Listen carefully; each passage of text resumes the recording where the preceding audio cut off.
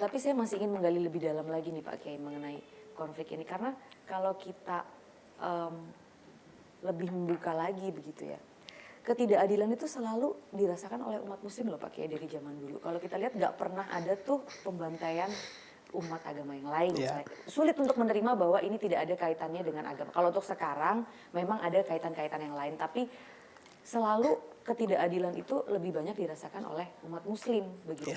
Dan yang lebih powerful itu kebanyakan juga bukan umat muslim nih, negara-negara yang lebih powerful. Nah, itu bagaimana kita bisa menyikapi keikhlasan untuk menerima bahwa saudara-saudara kita dibantai seperti itu untuk kebaikan?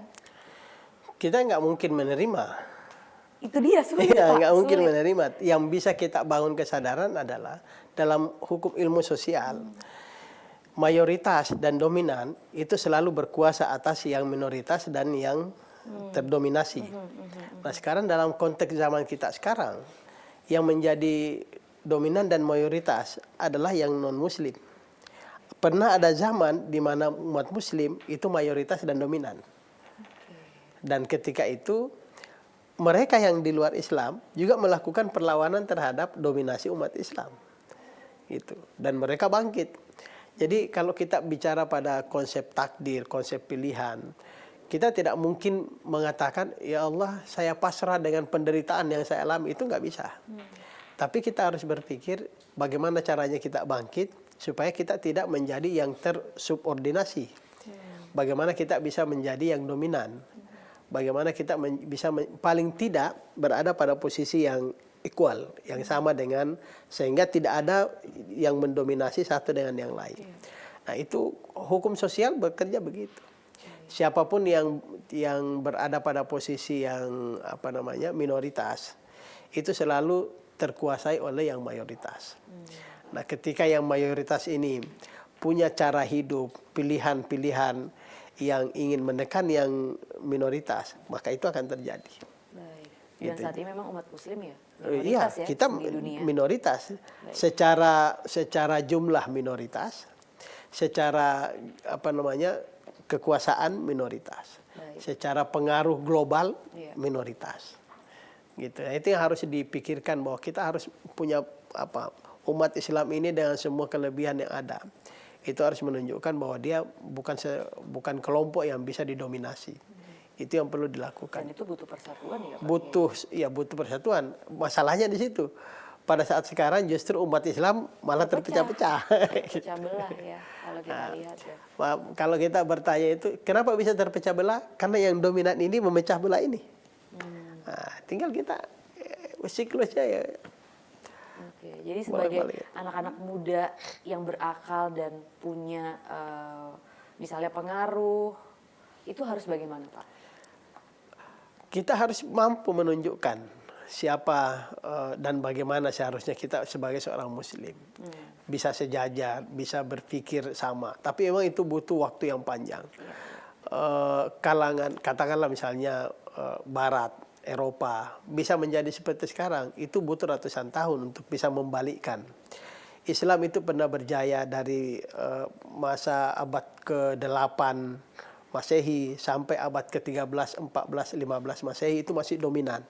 Lepas dari itu, 16 ke belakang itu sudah berbalik zaman. Berarti dari 16 sekarang abad 21. Berarti 16, 21 baru 5 abad. Islam pernah berjaya dari masa abad ke-8 sampai abad 15, kurang lebih 7 abad. Itu berjaya Islam tuh menjadi dominan. Nah sekarang berbalik, dalam 5 abad ke belakang ini, Barat lebih dominan dibanding Islam. Apa yang membuat itu? Banyak faktor. Karena pengetahuan, karena politik. Nah, tidak menutup kemungkinan suatu saat ini akan terbalik lagi. Dan itu roda ilmu sosial yang pasti akan berjalan terus seperti itu. Tinggal memiliki keyakinan dan tinggal kemampuan kita untuk bisa membalikkan keadaan. Baik. Solidaritas terhadap isu kemanusiaan sering muncul sangat kuat di awal. Ada donasi, kampanye, atau aksi sosial. Tapi setelah beberapa waktu itu biasanya meredup. Nah, bagaimana cara membangun kepedulian yang konsisten? Bukan hanya emosi sesaat terhadap saudara-saudara sesama muslim kita yang saat ini tengah menempuh penderitaan?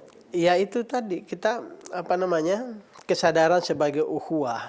Agama kita itu mengajarkan bahwa orang mukmin ini innamal mu'minuna ikhwah. Saudara muslim itu adalah saudara seagama.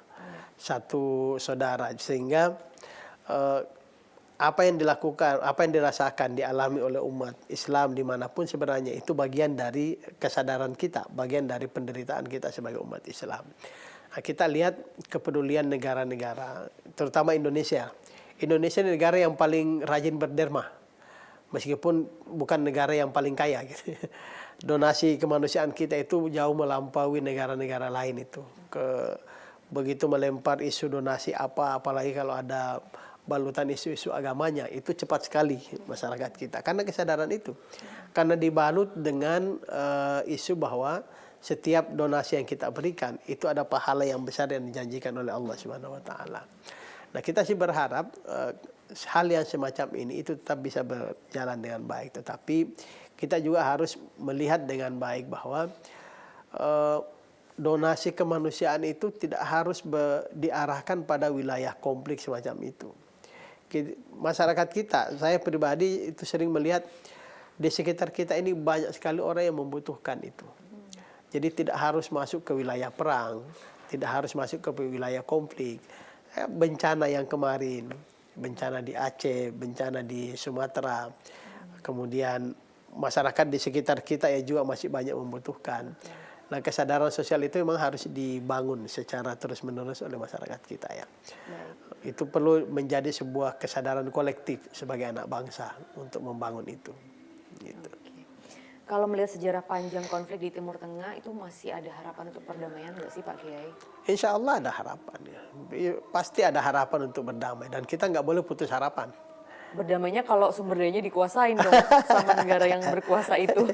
Iya, banyak faktor. Misalnya kalau dikatakan berdamai karena masalah ideologi, mungkin agak susah berdamai secara ideologi karena memang akarnya berbeda. Tapi karena ada kesamaan kepentingan politik, kesamaan kepentingan ekonomi misalnya, atau kesamaan kepentingan kawasan, itu bisa menjadi sebab timbulnya perdamaian. Tapi juga dibutuhkan kesadaran bahwa kita ini sama umat Islam harus bangun bersama-sama. Gitu. Jangan mau diadu domba, jangan mau dipecah-pecah oleh di luar Islam. Nah, sebab itu memang butuh waktu yang cukup panjang untuk itu ya. Melihat konflik Sunni Syiah itu bukan konflik yang pendek, itu konflik yang panjang. Konflik aliran di Islam itu juga konflik yang panjang. Sejak zaman abad ketiga Hijriah sudah ada konflik aliran, sampai sekarang masih berjalan ya. Tapi harapan bahwa kita bisa berdamai dalam kancah politik global ya, mudah-mudahan itu bisa terwujud. Untuk orang-orang yang merasa kecil dan tidak punya kuasa melihat konflik dunia, pesan dari Pak Kiai apa? Pertama tentu kita harus tetap berprasangka baik kepada Allah Subhanahu wa taala. Kita berdoa kepada Tuhan. Mudah-mudahan ini diberikan kebaikan buat kita semua. Ya, saya melihatnya hanya dari sudut pandang agama karena bukan kapasitas saya untuk bicara dari sisi politik. Saya nggak tahu bagaimana sudut pandang politiknya untuk membangun harapan itu ya. Tapi dari sudut pandang agama kita bisa mengatakan kita harus punya harapan yang baik kepada Tuhan untuk bisa membalikkan hati setiap orang yang berkonflik ini sehingga bisa menemukan kedamaian, bisa menemukan kesadaran bahwa perang yang terjadi hanya akan melahirkan penderitaan dan kesengsaraan. Ya. Mudah-mudahan di setiap negara yang berkonflik masyarakatnya bisa menjadi people power yang bisa mempengaruhi kebijakan-kebijakan politik setiap pemimpinnya. Ya, mudah-mudahan itu bisa menjadi titik harapan buat kita semua ya.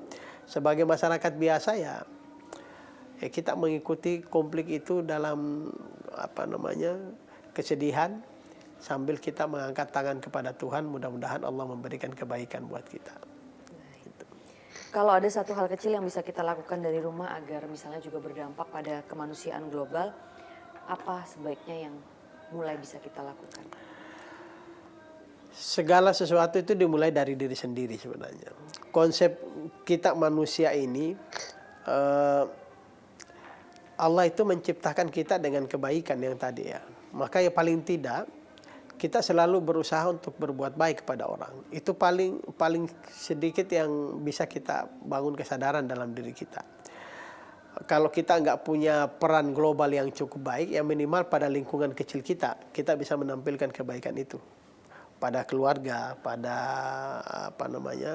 teman-teman sekerja dan segala macam. Paling nggak itu yang bisa kita lakukan, hal yang kecil semuanya. Dan kita nggak perlu berpikir kebaikan itu harus yang besar.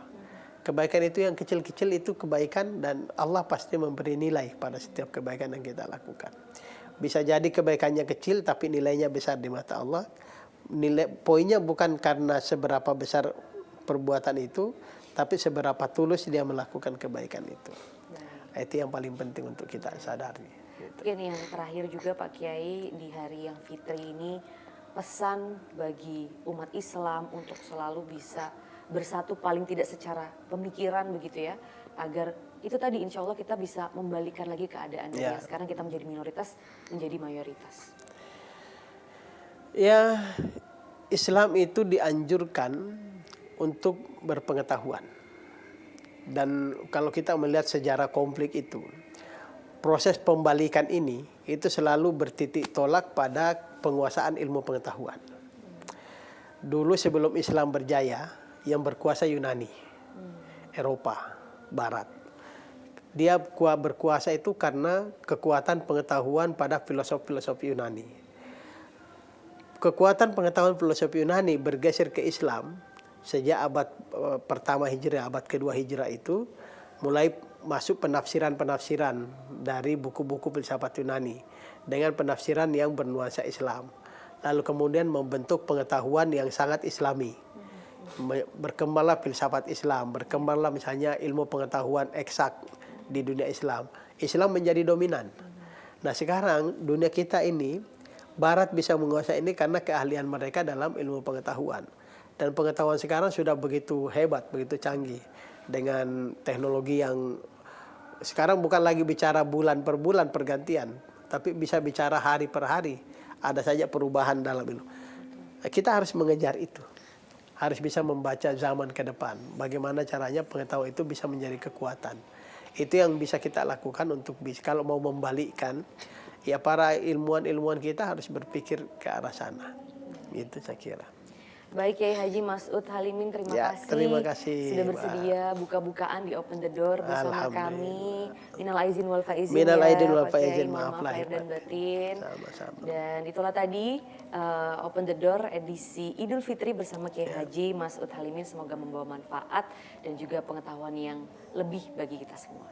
Terima kasih. Assalamualaikum warahmatullahi wabarakatuh. Waalaikumsalam warahmatullahi wabarakatuh.